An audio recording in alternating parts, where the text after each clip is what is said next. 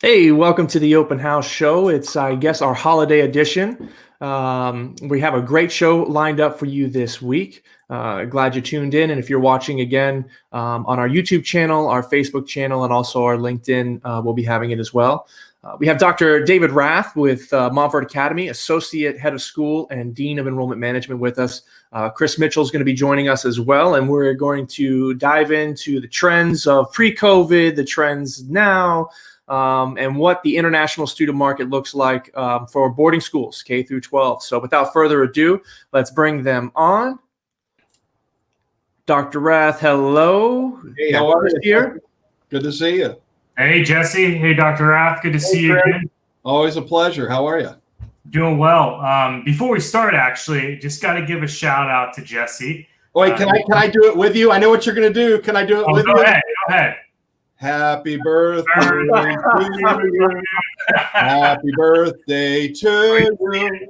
Happy birthday, dear Jesse. Happy birthday to you. Oh, man. If that doesn't get some views after that, I don't know what will. I knew this was going to be a festive show, but that's going to make it go viral right there, guys. That's good stuff. You thought I didn't know. I did, and we were doing the pre-show talk, and we were just talking normal. I'm like, all right, well, we're just going to get to it, and nope, they sneak in the birthday song. That was my only curveball today. Awesome. Well, thank you again for joining us. We're really excited to get your expertise. Obviously, Chris and I are quite familiar with Montverde, but we will play dumb for the audience so that they get to know a little bit more about you and the school. I guess we can start with that. Tell us about your journey in education and, being associate head of school, as well as dean of enrollment management. I mean, the hats that you have to wear on a daily basis, I imagine, is overwhelming. So, take us through your journey and then, obviously how you handle all the roles that you have to play. Sure. So I've been in independent education for almost 30 years. Next year will be year 30. And I began in 1991, and I started as an English teacher at a day school in Virginia. Stayed there for 4 years at Hampton Roads Academy, and then went up to Trinity Pauling in New York for a couple of years, and then back to my alma mater, St. James School in Maryland, and I was there for 8 years, and that's when I first started getting in administration. So I became a dean of students, and then I got my doctorate at George Washington while I was at St. James. After getting the doctorate, took my first head of school position at age 38, and then stayed as a head for 11 years. I was a head in Ohio, Louisiana, and then Maryland. And then I was looking for my next head's job, and Dr. Casey Kesselring, the head of Montverde Academy, he and I grew up together. He said, well, come down here for a little bit and do some consulting with me. And I did, and I haven't left.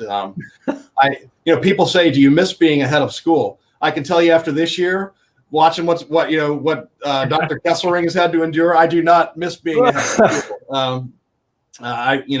It's an incredibly high stress, high pressure job, and you talk about wearing many hats. A head of school wears so many different hats, and but he's done a great job here, as all the heads of schools have in the time of COVID. We've all seen stuff that you guys know we've never seen before, and no one signed on to be a healthcare worker when they decided to work in independent schools, and that's what we all feel like we are at some point. So. Hats off to all the heads of school out there who are just working tirelessly to fight through this. Oh yeah, it's been unbelievable how schools have been able to adapt and transition, and obviously all the protocols. You talk about your just normal day-to-day management of the school, and now you add on that extra layer, like you said. Everyone's a nurse, everyone's a healthcare professional in some way, along with their other jobs. Managing that, keeping the morale high. The things that are the intangibles, emotional things that you have to do as a head, as well to keep the ship running smoothly in the right direction. So, tell us a little bit about Montverde before we jump into our content piece. What draws families to Montverde? Maybe what's drawing you to stay with Montverde so long. Sure. A little insight on that. Yeah, and Montverde Academy is a really interesting school. We're very unique. we're larger than most American boarding schools, which is a very important point to make. So we actually start off in pre-K 3, and we go all the way through even postgraduate studies. But our high school is around 800, and for a boarding school, that's a very, very, very large size. But that size helps us to do many things programmatically, special scheduling, and so we're very much a niche school. We have special programming, for example. If someone wants to emphasize in theater, we have a theater conservatory, we have a music conservatory, we have academies in basketball, soccer, and tennis. And what those academies allow, they're really schools within a school. So students can focus on their passion. They can go to school for 5 periods a day and then spend the rest of the day doing the passion that they love, whether it's the stage, whether it's playing the cello, or whether it's kicking a soccer ball around, slamming a ball through the hoop, or serving up an ace. And all those different things are they're pretty cool. So our size makes us unique, and then the other thing that makes us really unique is our diversity. Niche.com has us as the number 4 most diverse school in the United States, and pre-COVID we had 94 different countries represented, and then this year with COVID we're down to 70. And you won't find any school in the United States, really. Well, I suppose there are 3 others, but I don't know. I'd like to see who they are that has such diversity. But it's just really seeing the types of students that come through here, and then what they go on to do. Professional athletes. I think we have almost 50 pro athletes right now playing in some sport around the world. Just fantastic theater students that get churned out every year. I love seeing what's going to happen with them. That's a relatively new program, but I think in the years to come, you're going to see some Montverde Academy graduates who are doing great things. We have a guy on Sesame Street right now, right? Sesame Street Live, a graduate. But you're going to see some singers, I think, come out eventually, and other things. So it's just a cool school. It's a cool place to be, and the fact that that I was a head of school for 11 years and I have no desire to go back. I thought I'd be in Florida for a year and gone, but there's no reason to leave right now. I love what I do. It's fun. It's just amazing thinking about the last 20 years, 25 years, the transformation of that school from when we were even students to now is just amazing. It seems like even in a year or 2 time going back on campus, the things that change constantly. And, to add to our earlier conversation, adding COVID to the mix of the chaoticness that is running a campus at that size with that diverse population is always challenging. Yeah, and so when Casey, Dr. Kesselring got here in 1999, as you just referenced, there were 103 students, and now there are 1,300. So yeah. I think they've put something like, I don't know, $50 to $60 million of campus improvements in since that time, and it's phenomenal. It's really like having D1 athletic facilities on campus, a beautiful theater, a great location, Central Florida. That's the other thing, Jesse. When the school sells itself when people come in here in February and it's 70 degrees and you're outside and short sleeves, and that helps as well. And they tack on the Disney trip to it because it's right there. So that's right. Yeah, we talked last week a little bit about the boarding experience, and obviously we were talking, Chris and I were talking about our personal experience in Montverde, and that international component. While not as large then, we were predominantly boarding then, so we didn't have over 90 countries represented, but having that feel, we talked a lot about things that you just can't teach in a classroom, that you can't teach in a textbook, that you get when you bring on that international environment. It really just makes the whole culture that much greater, and the experience for the students. Yeah. We had 2 students last year. Some of my favorites since I've been here, but this sort of tells you about the uniqueness of the school, with a young lady named Susha and a young lady named Terry. And Susha was from Moscow, and Terry was from China, and they started rooming together. Talk about different, just thinking everything differently, doing everything differently. But they became friends in 9th grade and roomed together the whole time they were here, and remained good friends. And so it's just it's a fun thing to see how it all evolves. Absolutely. Kind of transitioning on that, international students, obviously that's the topic of today. I guess let's take us a little bit to catch us up to here. I know 2016 SEVA's had us kind of at the peak years of international enrollment, and every year since then it's kind of gone down a little bit. So what were you seeing as far as trends pre-COVID, and then moving from there, where are we seeing the trends right now? And so Montverde Academy, our trends are going to be a little different than you might see anywhere else in the United States, given our special programming for athletics in particular. So, for example, Brazil is our number one country. We have definitely over 100 boarding students from Brazil, and China is number two. And that alone is interesting because China dominates the international market for student enrollment. By far, they make up over a third of all, and that's for colleges too. So if you're like 1.1 million college students from international countries, and China has over 300,000 of them who are here. So we're a little bit different in that regard. I think the top three countries for the United States for international students are China, and then Germany and South Korea. And Germany is always interesting because they come typically for 1 year, and then they go back. They want to come for the immersion experience, the cultural experience, and they go home. So we don't honestly have too many students from Germany. We'll have a handful, but nothing like the students from Brazil, where they come for a sport. They like the swimming, the soccer, the tennis, especially. That's where we get the most of our students from. So we're a little bit different in what we see. Australia is big for us. Canada is big for us. Australia because of basketball, Canada because of soccer, Japan also for soccer. So all this recruiting that we do for students, a lot of it is sport related, and most of those athletes are the ones who end up filling the beds for us.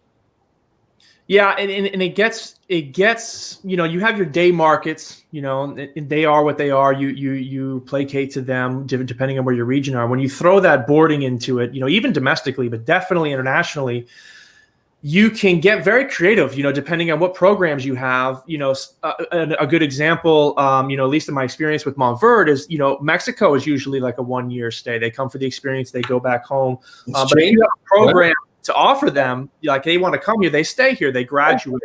So having those academy programs really draws different markets in different ways. And some schools have different niches that they promote that brings in a heavier population of a certain nation. So that's a real fun part about managing enrollment at a particular school, and what markets you're able to really bring in heavily. Yeah, you were talking. Your guest last week was a gentleman from Trinity Pauling, and I had worked at Trinity Pauling for a couple of years, and they were a hockey powerhouse. So we're not competing for students. We obviously don't offer hockey, but you're right. Sometimes the program will draw the students, no matter where they're from or where they're located or whatever. So definitely the program is important. Listen, if you want to build a hockey ring, I'll lead with a donation for that. The nice thing is that this program is being recorded. That's true. And listen, if you guys actually get the board to approve a hockey ring, I'll help. Jesse, you're my witness, right? I witnessed it. I didn't get a dollar amount from him, but no, I didn't hear help. I heard he's going to build it. That's right. I heard that too. That's very good. Well, the downward trend obviously is fueled by China in itself. The not that they're any less than, I think the last numbers I saw were still over 50,000 K through 12 kids coming through, but their decline in coming through K through 12 and university is what's really bringing the total number down. Countries like Spain have gone up, Vietnam have gone up, Brazil have gone up over the past few years, but not enough to overcome the drop in China. From what your experience is, have you seen that the universities are facing the same situations as K through 12, or is K through 12 really in a unique situation in that trend? No, I think they're definitely seeing the same things that we're seeing, and there are a couple of things that play into this year, especially, COVID. Who knows? I don't know how the dust is going to settle when all this is said and done. With when COVID finally, we say goodbye to it, and whatever the new normal is when it comes out. But colleges are definitely seeing the same thing that we're seeing, because we have students who go home to China. They get stuck there because the embassies aren't open. They're not issuing any new visas. China has had something like a 99% drop in visas this year. Wow. 99%. I think they've issued something like 800 versus, thousands, but it was like a 99% decline. So, the Chinese market is definitely leading the way with the problems for the international draw here. But there are other things going on as well. So international schools are being built in China, and they're being built in other countries. And so students who wanted that English education, that American experience, if they can get that at an international school in their home country, the price tag's a lot cheaper, and so that's certainly a draw. We're seeing more and more international schools being built. And I read somewhere that China and Hong Kong can't keep up with the demand for international schools in their own country. So that'll be something to keep an eye on. But it's going to be interesting to see how when all this settles, how it plays out. I want to just take a second to thank the Enrollment Management Association. I asked them this morning for some stats. It's not easy to find on the internet stats for high school students. You can find some things here or there, but they put their hands on some great studies, and they sent them to me. So I wanted to thank them for their work at the last second. But that's what we've been talking about, is just the falling number of students. China by 2040, they don't want to send too many kids out, period. So the reason students are leaving now is they think they might have a better shot at getting into a top level American university. But by 2040, China wants to recruit people in there and have enough space for everybody. Wow. So I don't know. It's certainly interesting to watch. I wonder if, not to be a pessimist, because I'm naturally not, but, COVID has, accelerated a lot of different things. And, those international schools, like you were talking about, with all the issues of travel and then embassies and visas, obviously you can't build an international school in a year like that overnight.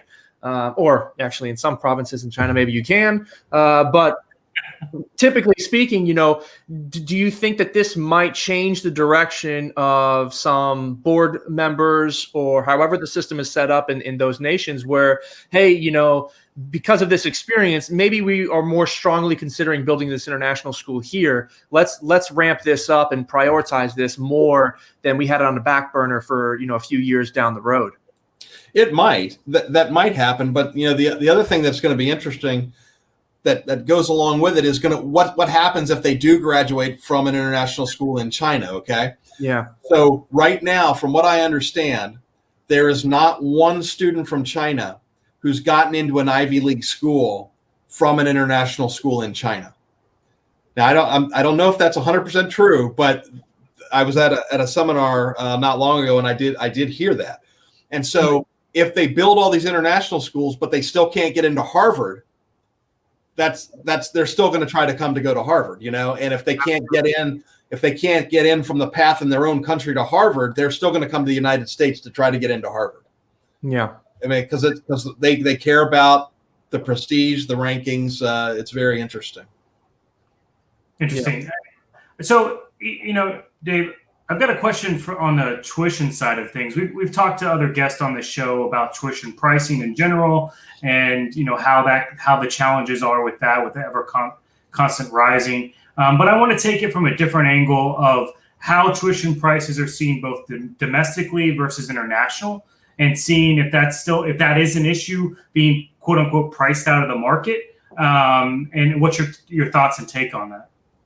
That's a great question. So, I think like most independent boarding schools, we give need-based financial aid. And so we have to hit zero every year to balance the budget. International families, it's going to depend on the country. Brazil, for example, the real is something like a little over 5 real to the dollar, something like that. And and they balk a lot about the price. It's too expensive. It's too expensive. Domestic parents don't necessarily balk at the price. Most of them are familiar with boarding schools. They're familiar with tuition prices. They know what they're getting into, and they also know financial aid is available. So they apply just like everyone else, and we try to meet their need if possible. So very rare, honestly, to have a full pay family in today's market. Years ago, it used to be grandparents would write the checks, and they'd pay for their grandkids to go to college. But the world is changing, and to sit down and write a 50 next year, we're almost 53,000 in tuition, plus whatever add-ons. To stroke a check like that, it's not as easy as it used to be for families. And do you think the industry, Dave, is heading to a tuition reset? There are some colleges that are taking advantage of COVID to do just that. I don't. That's a great question and a tough question. Maybe not in tier 1 schools, right? Right. But think $1 endowment, right? Like they're not concerned about it, but right.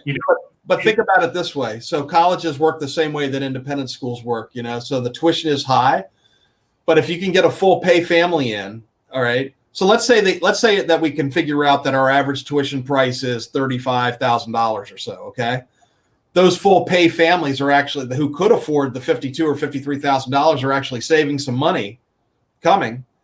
And then the other part of the problem is it's going to lessen our financial aid budget, because financial aid is just a regular part of the operating budget. So all the tuition money coming in, financial aid comes out of that as well. So if we have fewer full pay families, financial aid is going to take a hit, which also means diversity is going to take a hit.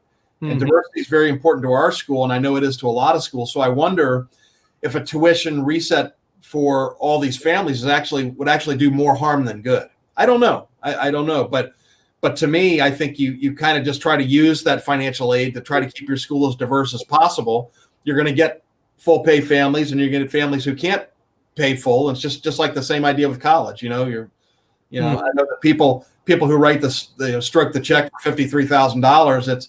That's tough. And then somebody else is, they might pay $5,000 to go there, but that helps with the diversity of the school. Yeah, absolutely. Yeah, and we spoke a little bit about this with a few of our guests actually, and the common theme is every school, every region, every situation has a different approach that might work for them. But you're right that that's the question, right? How are you over? Are you just right? What does your market look like? And depending on what you're able to offer as a school, you might not be affected like some other school would be with something like that. And but I love the idea, and many schools, if not all schools, are using it in such a way that they're able to use the financial aid resources that the school gets every year through enrollment or endowment or however their revenue is generated primarily, and meet different needs. And it's usually always for great things. We're going to build this program. We want to focus on diversity and equity among the population. We want to focus on this, and they use it to build the mission of the school and build that population on campus that fits that. And I was going to say there's one more piece to this too, and that. Think about if you're in New England or the mid-Atlantic states and you're going to a day school there. Day school tuition in those areas is approaching, believe it or not, $50,000 in some metro areas. Wow. In the 40s for sure. And at Montverde Academy in Central Florida, our day tuition, and we're less than our competitors locally, maybe like 15%. Our day tuition is under $20,000. So if we try to, and we think that's a fair price in the market, and we think that's a good price to try to capture as many families as possible. If we took tuition into account for the boarding side and had to do a tuition reset, we might be in trouble trying to do that because our boarding tuition is so far ahead of the day tuition. You know what I mean? So a lot of the boarding schools, they price their day tuition to be 2/3 boarding. So by that, if we were to use that same model, our day tuition here at Montverde Academy would be far more than it is right now. So we're trying to, we have 1,000 strong day families. We think we offer excellence, but we want to try to keep that price down, into the affordability range. So I think we are affordable on the day side, but the boarding, that's tough. Yeah. It's always it's a big business. I mean, I remember when we used to travel, the commerce department put them in like the number 5 business is schools, whether that's, college or secondary education. And obviously the middlemen and women in between there, that place students, school agents, consultants, depending on how you want to call them. That's also a big business. And, getting yourselves out there around the world, they're a big piece of that. How have you seen with your interactions with agents, how are they adapting to this new world right now? I mean, I know that there's obviously hopes that when the vaccines, readily available and, travel's back to normal, that business can be as usual, but it's looking like it's going to be a solid time before that's there again, and before people feel comfortable with that kind of thing. How is that industry surviving?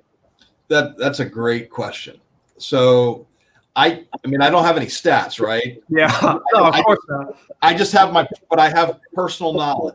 All right. Yeah. So, and I have a doctorate degree, so you're going to have to take it as fact. Okay. Fair enough. So you can quote this study that I'm going to give you. So I have 150 boarding school consultants in my database that are active. Okay. And I'm not making this up. Every time I send out a mass email, more and more are coming back undeliverable. So I've seen everything just from the 150 that I have. I've seen completely going out of business. If they're in it mom and pop by themselves, completely going out of business. I've seen mergers and acquisitions. So bigger companies buying maybe mid-range companies or whatever. And then I've seen from companies complete layoffs, resizing.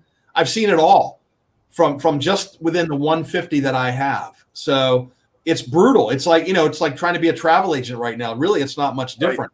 Right. You're trying to get students to travel to the United States, or wherever, whatever country, and you can't really travel. And if your clients can't get the visa, you're not getting the commission. So we were just obviously talking about tuition reset. So this sounds like this is a complete market reset. Oh, absolutely. How that's happening. There's no question about that. I mean, can you imagine if that's your sole job and it really would be like having a travel business and just completely, you're going to go belly up, really. So, I mean, the obvious question then, Dave, is how's that affecting the schools? Like, how is that affecting normal operations? You rely on these consulting agencies to introduce you to prospective families. So how have you adapt, or how other colleagues that you've talked to adapt? Because obviously there's this huge upturn in the market. No, and think about the line item for the boarding tuition side of things in your operating budget, right? Huge. So we had we've always been full boarding, like 315 students. This year we have right around 200. So do 100 times $50-some thousand, right? I mean, it's a significant impact. And that is because Brazil, the borders are closed. The only way to get here from Brazil right now is if you go to a country like Mexico or Ecuador and you stay there for 2 weeks, and then you're legally allowed to fly into the U.S. If not, you're not coming. So if you're from China, you're not getting any new visas. If your visa expires, you're not getting it renewed. So the thing that saved us really, and this is what's going to come out of COVID, is how you adapt and kind of reinvent yourself. Well, we have a significant online presence now in our student body from the boarding population who've wanted to stick it out, and they're online from their home country right now until they can get back. So that's not been something that's been a part of kind of who we are, or many schools would say the same thing. Right. But now I don't think that online piece is ever going to go away, because we've said, wait a minute, here's an opportunity. Mm-hmm. So COVID has given us some really cool opportunities to look at the way we do things and say, are there advantages now that maybe we can, if someone from Vietnam doesn't want to come to the U.S. because maybe the price tag is a little too high for that family. Well, could they pay the day student tuition and stay at home? And we want to be careful that we're not hurting the boarding end, in the recruiting process. But the reality is, if we can offer that as a separate marketing piece and say we could pick up 20, 30, 40 international students who are going to stay at home, that's huge. That's interesting because, I mean, as you know, universities and college went into the online game about 15, 20 years ago. And now every university of any note has an online component to it. So do you see a shift in K through 12? A lot of schools offering that kind of virtual online component, especially when you say, like, let's take a state like Florida, who has an online component, but it's been basically, by anybody's measurement, a complete almost collapse or failure of over the last 6 months of how it's operating, because it wasn't set up for this kind of usage. Right. Do you see that kind of move in this industry? Not yet, but I have a feeling we might. Okay, so if you're the first one to mention it, Dave, so that's kind of a it's a natural thing to move into because universities have done it, and so now you've had this kind of jarring situation in the market, COVID, and so it does make sense to monetize that as a possible revenue source. Right, and there have been some schools, and here's the difference. So, and I'm not knocking Florida virtual school at all, so don't take this that way. No, you don't have to. No, but what I will say is our online component. We've bought swivel technology. We invested something like $75,000 in swivel cameras so that someone who's sitting in China or Brazil or Italy or Russia or wherever can feel like they're a part of the classroom. So no longer does the teacher have to sit behind the desk and try to take care of the people who are in the class and people who are online and whatever. The teacher can just move around the classroom normally and the camera follows them. And so the feedback that we've gotten from students is that this is a pretty cool experience. And that's different than a Florida virtual school can offer. You're going to get that teacher interaction with the online piece. Mm-hmm. So that gives you a huge market advantage if you can do that well, because the online high schools that are existing right now don't do that. Yeah. You just get on there, you do their curriculum, and that's it. But here you still can engage. And that's what all of our schools are about anyway. There's that engagement piece, that community piece that's so very important. And so, yeah, Chris, I think that there is an advantage. There is an opportunity to get into that market. And I think I know are looking at it carefully. I don't think we're going to go whole hog, right away. But I don't think it's ever going to go away. I think it's possible. I mean, I've heard those swivel cameras even pass notes around the class as well. You don't even have to be there for that. They'll do all the. But to your point, they can put gum under the desk. Too. Oh, that's where it is. That's right. That's right. But the full immersion experience. Yes. To your point, I think that each school, depending on how they were able to handle this virtual component, will be able to consider differently whether that's something that they can move forward with. I mean, some schools have done very well with it. Like you were saying, made serious investments. Had programs that university level. I think you guys use Canvas. Many universities use Canvas. There's a lot of good programs in there that can make that transition quick, easy, and if you do it right, it's not off the table as an extra revenue component. Where in some other places, they're just getting by. They're really waiting for in-person classes to be a little bit more normalized, and they want to move away from something like that. So I would imagine it depends on the capability of the school on that revenue option. But I agree with you. I don't see that component going away, especially when it's so prevalent in the university. When maybe not all your classes are online, but when the university presence of online learning is so common, if we're doing our job as a college prep, you want to try to give them a little taste of that so that they're, a little bit more prepared as well. All right. And I think that last piece to kind of piggyback off what you're saying is, throughout COVID, what we're seeing a huge uptick both on the boarding side and locally, where schools haven't been able to be in person Mm-hmm. At Montverde Academy, we've had classes in person, and 90% of those who can be here are here in person every day. And so there are a couple things that go with it. One is, how well are you handling the COVID situation in your own community? We do incredible testing. We've invested a lot of money into rapid tests for COVID. We have contact tracing. We know, if someone's been affected, we're able to find out their close contacts and to keep them isolated.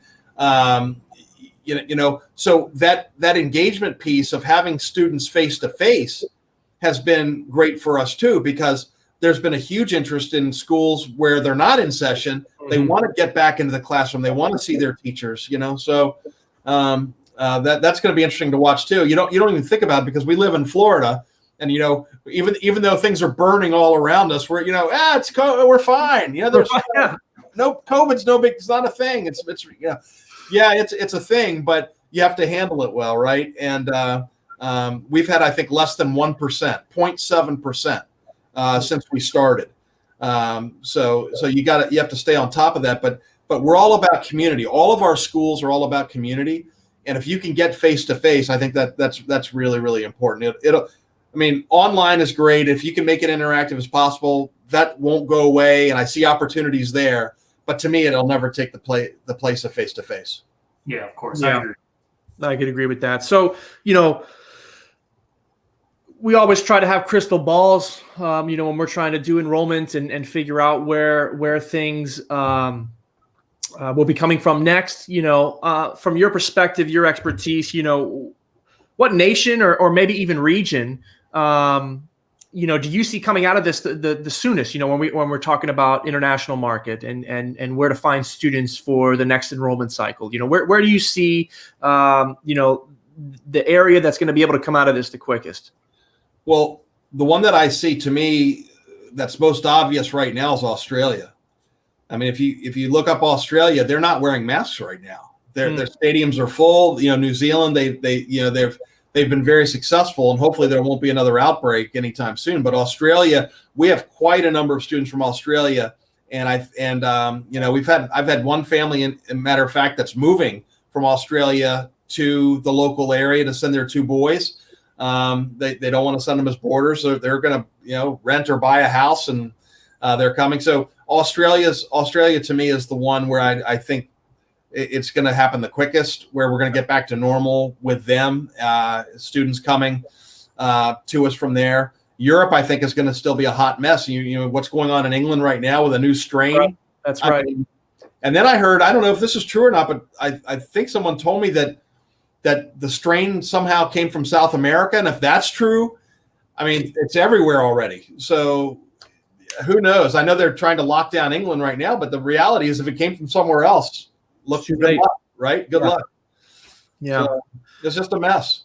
It is. And again, especially with COVID, a normal situation, you don't have a crystal ball, but now you throw in the COVID's, mix and new strands coming out. Who knows? But yeah, I agree. Australia's got a good handle on things. They're cut off. So they might have a different capability. Economically, I can tell you. So let's just take COVID out of the mix. So economically, and you guys know that I go to China a lot. Yeah. During the year, I go maybe 7, 8 times at least, and you have to, given the shrinking number of students that are coming. And if you don't make relationships over there, you're going to have a hard time drawing the kids in, unless you're a tier 1 boarding school, and China goes strictly by rankings. And even though we all hate rankings, they are what they are. So, if you're a tier 1 boarding school, you're going to get the applications regardless. But Montverde Academy, we're going to fight. We're going to have to fight for the students. So, I'm over there, but I'm going to probably lessen that a little bit.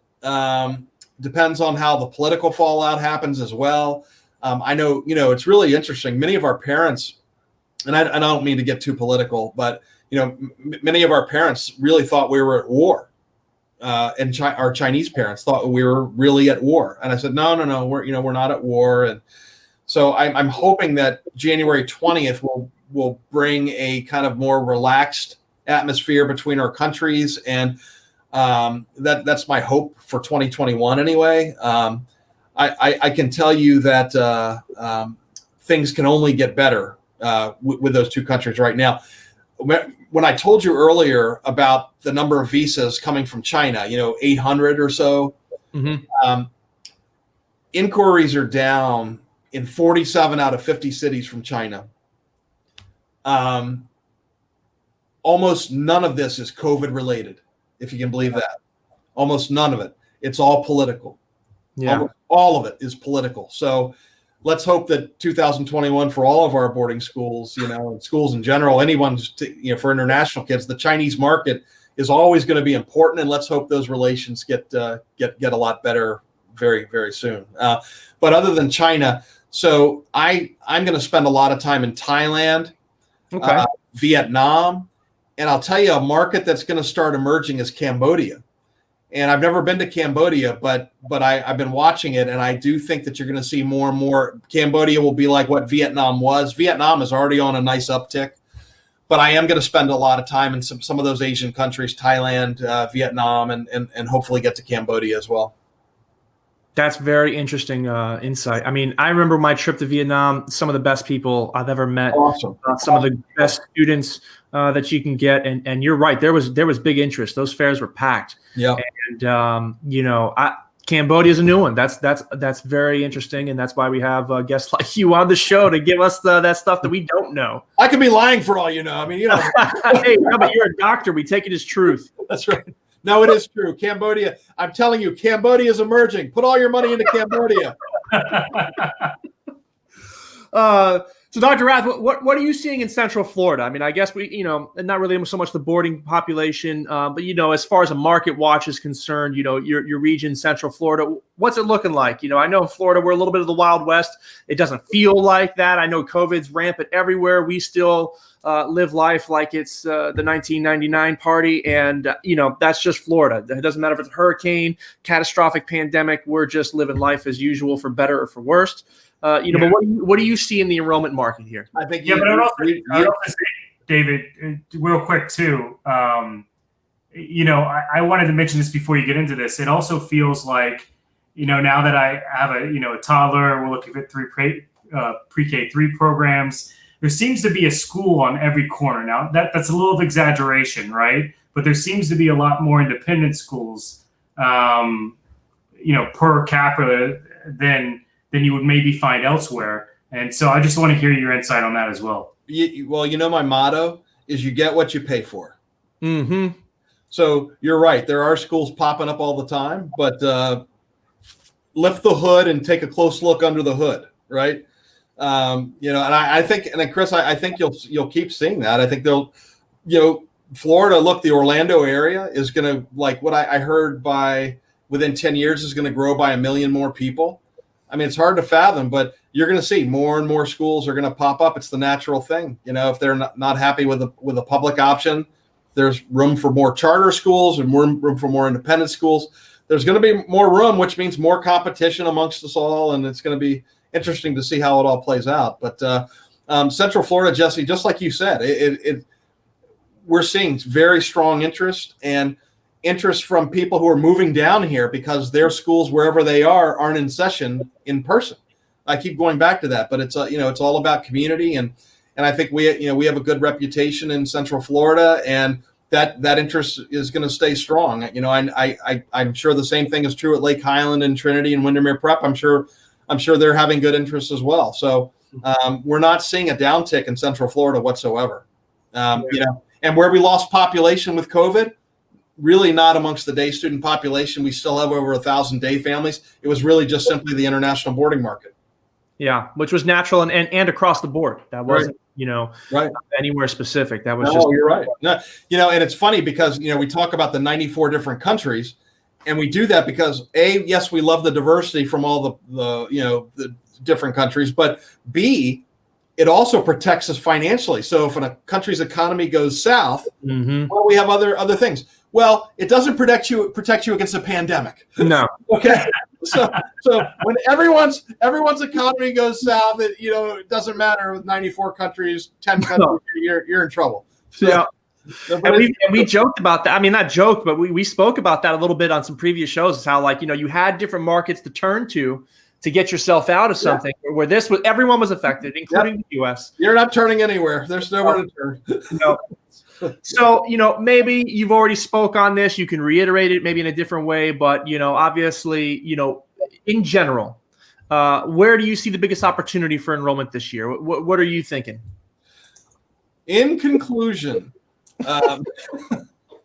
no, I think that I do think that our day student population is going to stay strong, and I have to just go like this: that the borders open up again, that January 20th brings maybe different feelings in China, that the pandemic goes away, that people get vaccinated, and I hope they take it seriously and do get vaccinated and not think it's a sham. I can't. It's just mind-boggling to me. But that's for a different show. Mm-hmm. But I think we're in a good position right now, as long as travel can return to somewhat normal. Yeah. Excellent. Well, Dr. Rath, thank you so much. I know we've covered a plethora of international topics, and I think that anyone that was viewing or will tune into the show later or listen to our podcast on Spotify, a little plug there, can really get some good insights here and have some laughs, but really come away with some knowledge. And I really appreciate your time today. I know you guys are busy. I wish you the merriest of Christmases and stay safe over the holidays. No big parties, okay? It was my pleasure, guys. Chris, thank you. And Jesse, thank you. It's anytime. I love it. Take care. Take care. Thanks. Yeah. Well, that'll do it for us this week. I hope you have a Merry Christmas and a Happy New Year. We're going to be off next week for the holidays. So we'll see you on January 4th when we return for our first show of the year. If you didn't catch it today, you can always check our schoolcraft.com on our resources page, Facebook page. We do have the LinkedIn, Instagram, as well as our YouTube channel, Schoolcraft Digital. Take a look. There's a lot of other resources for you there as well. Have a great end of the year. Thank you so much.